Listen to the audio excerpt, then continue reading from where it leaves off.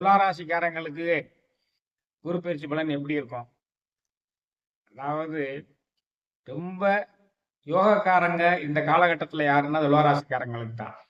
பாருங்களேன், குரு பகவான் 9ஆம் இடத்துக்கு போறார். 9ஆம் இடம் குரு பகவானுக்கு மிக உன்னதமான இடம். உங்களுடைய எண்ணங்கள் எல்லாமே ஈடேறும். நீங்க என்ன நினைக்கிறீங்களோ அது நடந்துடும். உங்களுடைய முயற்சிகள் எல்லாமே கைகூடும். ஆகா, உங்களுடைய முயற்சிகள் எல்லாமே கைகூடும். உங்களுடைய எண்ணங்கள் எல்லாமே கைகூடும். நீங்க எதிரிகளை கண்டு பயப்பட வேண்டிய அவசியம் இல்லை. ஏன்னா அங்க சனி பகவான் உட்கார்ந்து கொண்டு உங்களுடைய எதிரிகள் எல்லாம் அடக்கி கொண்டிருக்கிறார். பாருங்க, அந்த குரு பகவான் உங்கள் ராசியை பார்ப்பதால் மிகவும் அழகாக உடல் பொலிவுடனும் உள்ள பொலிவுடனும் இருப்பீர்கள். 3ஆம் இடத்தை பார்ப்பதால் உங்களுடைய முயற்சிகள் எல்லாம் வெற்றியடையும். 5ஆம் இடத்தை பார்ப்பதால் உங்களுடைய புத்தி புதுமையாக சிந்தித்து அதை வெற்றியடைய வைக்கும்.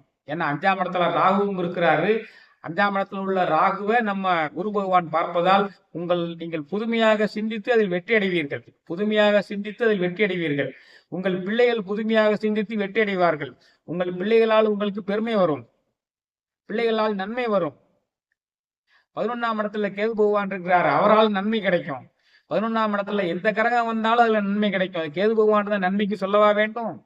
அந்த கேது பகவானோட செவ்வாயும் சில காலம் சேரப்போகிறார். ஜூன் மாசம் 8ஆம் தேதியிலிருந்து ஜூலை மாசம் 29ஆம் தேதி வரைக்கும். அப்ப லாபம் இன்னமும் கூடும்.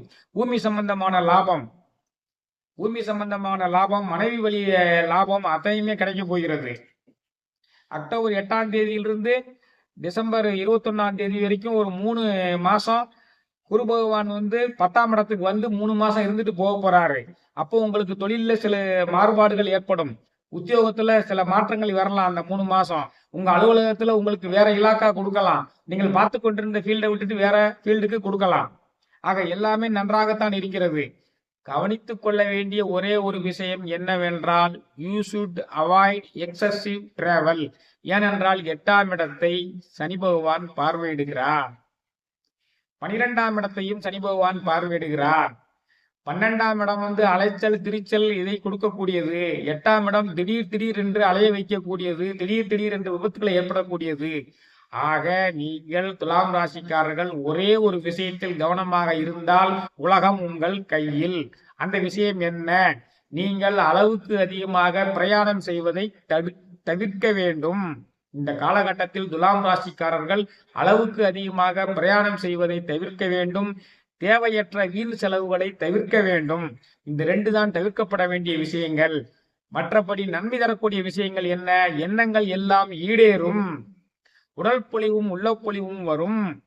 முயற்சிகள் வெற்றியடையும். பிள்ளைகள் புதுமையாக சிந்தித்து வெற்றி நடை போடுவார்கள். பிள்ளைகளால் பெருமை, பிள்ளைகளால் நன்மை. உங்களுடைய எதிரிகள் எல்லாம் கட்டுக்கோப்புக்குள் இருப்பார்கள். அனைத்துமே நன்மை. நீங்கள் லாபமும் அதிகமாக இருக்கும். ஏனால் 11ஆம் இடத்தில் செவ்வாயும் கேதுவும் இருக்க போகிறார்கள். நீங்கள் செய்ய வேண்டியது எல்லாம் ஒன்றுதான். அளவுக்கு அதிகமான பிரயாணத்தையும் அளவுக்கு அதிகமான செலவுகளையும் தவிர்க்க வேண்டும்.